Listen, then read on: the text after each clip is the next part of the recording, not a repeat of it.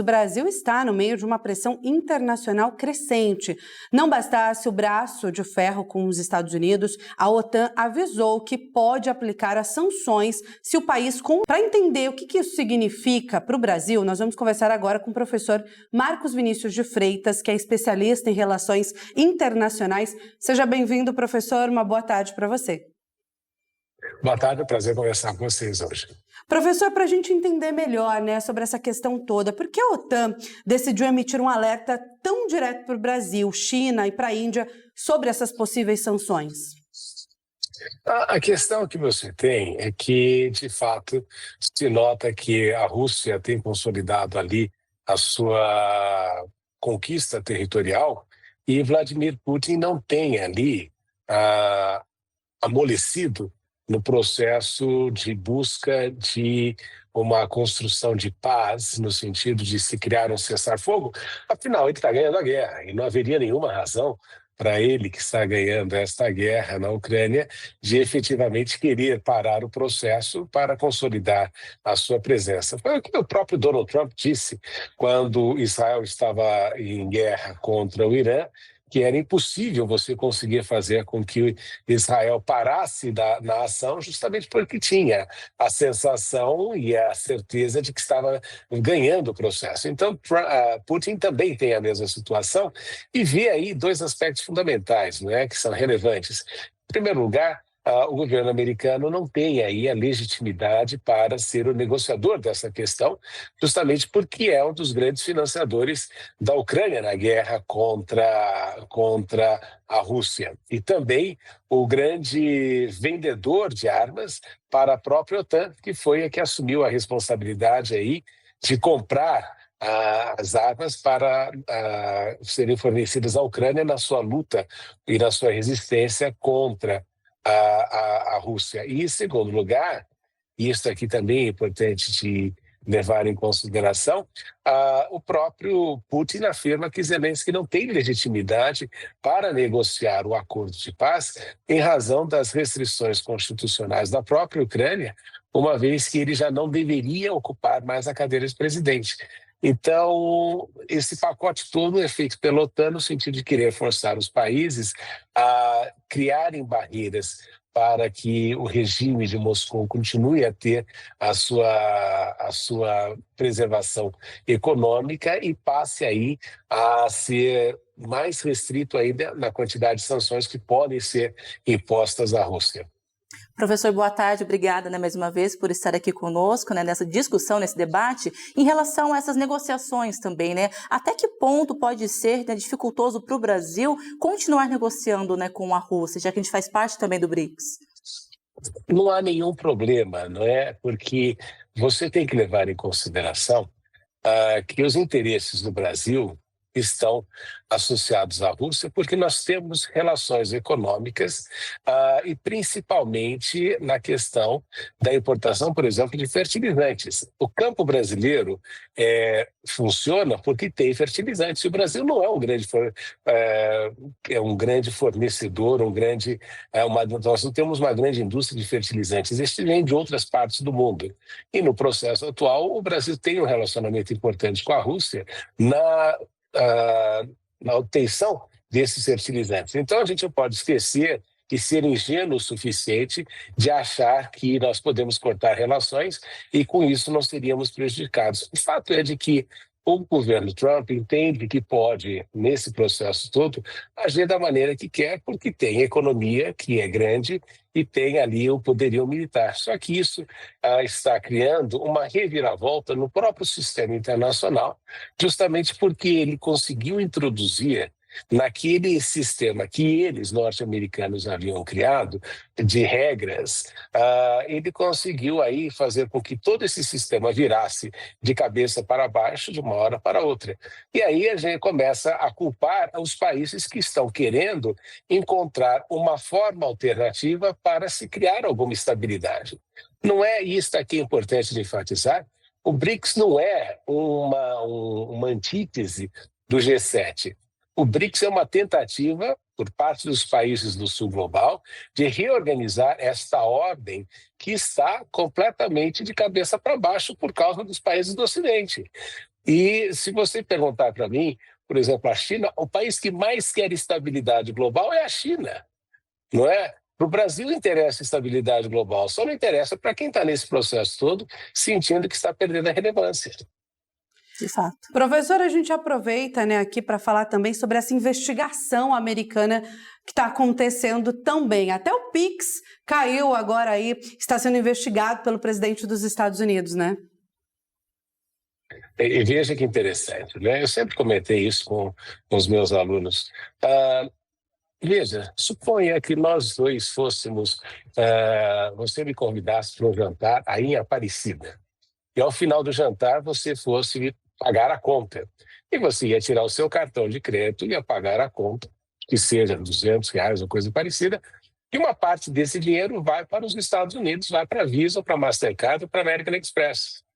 Então, veja, é uma forma de ganho de dinheiro passivo, né? Não faz nada, empresta a bandeira e com isso você vai ganhar dinheiro. E muitos países entenderam que isso não é sustentável, isso não é bom para os negócios, porque a cada transação você necessariamente tem que pagar esse tipo de recursos, não faz sentido, não é? Até porque não existe aí uma grande contribuição destas bandeiras para o desenvolvimento econômico do próprio Brasil nesse processo atual.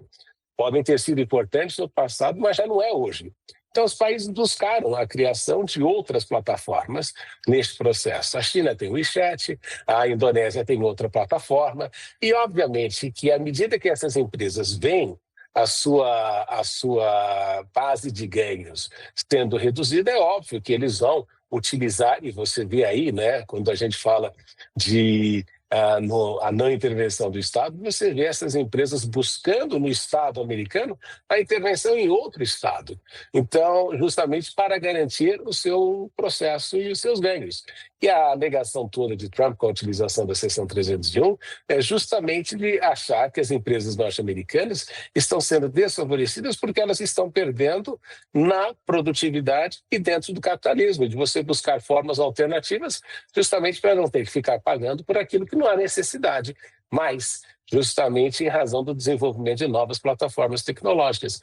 O fato é de que você depender de outro país para suas mídias sociais, de depender de outro país para o desenvolvimento da sua tecnologia, transforma você num eterno escravo deste outro país que pode, de tempos em tempos, fechar a torneira ou forçar você a tomar algumas atitudes que não são necessariamente o interesse do país. Então, é por essa razão que a gente observa este tipo de obsessão de Trump de utilizar sanções, de utilizar esse tipo de mecanismo para forçar os países a mudarem e, basicamente, prestarem uma vassalagem aos Estados Unidos, porque ele tem aí o controle tecnológico, o controle econômico dos países e tem ali, além de tudo, a bomba militar, né, a capacidade militar para tentar dissuadir a quem não esteja de acordo com aquilo que ele acha importante. Ou seja, para ele é como se tivesse o poder, né, ali nas suas mãos e segue, então, como bem entende. Bom, professor, muito obrigada pela participação aqui conosco. É um assunto que a gente vai continuar falando durante a semana também. Obrigada por estar aqui. E ainda falando sobre a sobretaxa de 50% de Donald Trump aos produtos brasileiros, um sinal de alerta é aceso então para setores como o alimentício. Lembrando que o mercado norte-americano é o segundo principal destino de vendas externas do Brasil, ficando atrás apenas da China.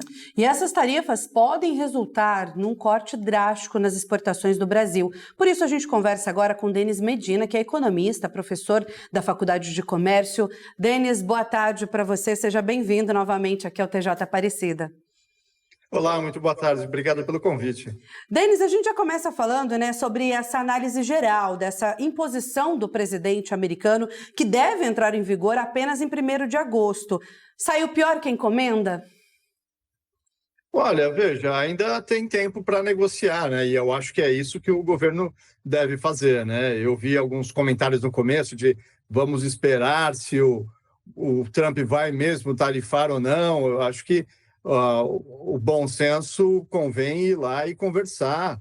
Agora, ele já ameaçou isso com China, com a União Europeia, e depois acabou negociando. Para mim, é uma estratégia de chamar para a mesa e tentar uma negociação que fique bom para os dois. Afinal, não só é importante para o Brasil, os produtos que a gente exporta, mas para os consumidores americanos também. Se isso ficar mais caro, acaba gerando inflação dentro dos Estados Unidos. Não acho que é isso que o governo Trump quer gerar na sua própria economia, mais inflação. Né? Na minha forma de ver, isso é uma pressão para trazer para uma mesa de negociação.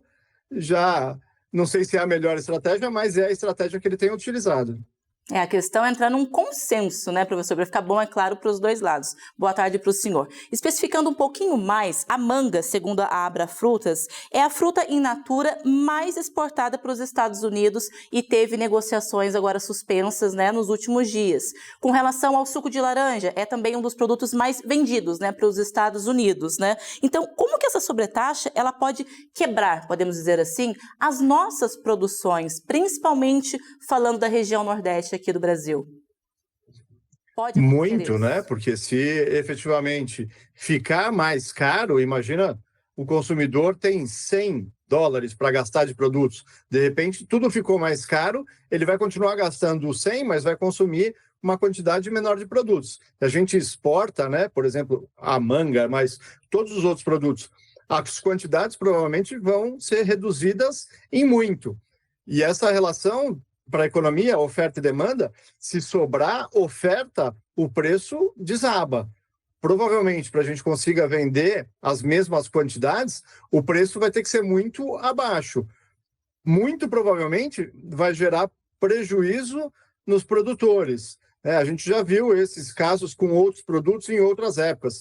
Quando a gente teve, por exemplo, a questão do arroz, que subiu muito o preço, foi porque em tempos anteriores o preço caiu muito, os produtores estavam tomando prejuízo e diminuíram a produção. Então, na verdade, assim, crises são cíclicas, né? Essa está sendo provocada pelo governo americano colocando tarifas extras sobre produtos importados.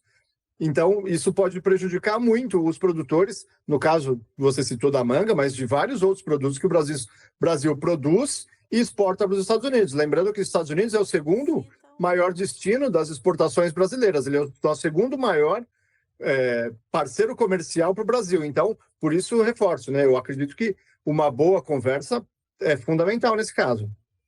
Professor, com relação aos pescados, né? Assim que saíram as primeiras notícias sobre essa taxa, a gente acompanhou o noticiário, 58 contêineres estavam parados para justamente a exportação para os Estados Unidos.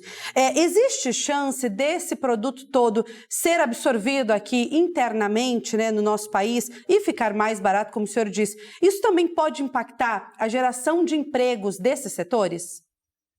De todos os setores, como a gente falou da manga, dos pescados, suco de laranja, vários outros produtos, e essa talvez é um cuidado a gente tomar, assim, vai ficar mais barato num primeiro momento, porque se não vender mais barato, estraga e é a pior opção. Então o produtor acaba queimando o estoque, mas ele não volta a produzir, né? Se ele tomou prejuízo, ele não tem como bancar uma nova produção. Se ele tomou prejuízo no pescado, ele vai tomar mais cuidado com a quantidade que ele vai pescar, a quantidade de barcos no mar, a quantidade de pescadores disponíveis. Então, num primeiro momento, pode parecer bom internamente, porque os preços podem cair, mas é simplesmente um desequilíbrio de oferta e demanda. Vai ter muita oferta de produtos aqui e a demanda não vai subir tanto assim. Só que num segundo momento vai ter um problema de oferta, porque os produtores não vão produzir. É um desequilíbrio perigoso que a gente pode ver e isso causa desemprego, isso causa quebra de empresas, isso causa prejuízo aos produtores, consequentemente não é bom para o país, não é bom para nenhum negócio. Em relação também a essa questão de oferta e demanda, né, a questão do café e da carne deve seguir no mesmo caminho, Medina? Café é uma questão que eu acompanho também bastante, porque eu participava desse mercado. Os Estados Unidos, 1/3 do café consumido nos Estados Unidos é de origem brasileira. Eu não acho que eles vão diminuir o consumo, pode ficar mais caro e aí gerar compras alternativas. Em vez de comprar do Brasil, comprar de outros destinos, como o Vietnã, como Índia, como Etiópia, que são grandes produtores também, Colômbia, que está aqui perto, e também é um grande produtor. Então, no final, os Estados Unidos podem mudar as rotas de compra, né? Em vez de comprar café brasileiro que ficou mais caro vai comprar de outros países que tem mais em conta. Para carne, a mesma coisa. Talvez, alternativamente, eu já tenho visto, inclusive, a Câmara Americana fazendo algumas palestras ou algumas chamadas para conversar de uma exportação intermediária. Como o Brasil está sobretaxado, por exemplo, a Argentina está conseguindo acordos melhores, exportar para a Argentina e a Argentina reexportar para os Estados Unidos.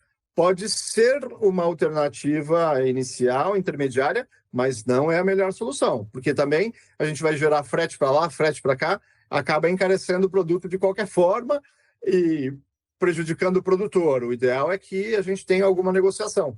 Mas todas essas situações que a gente está citando é risco para o produtor, é risco para a economia brasileira.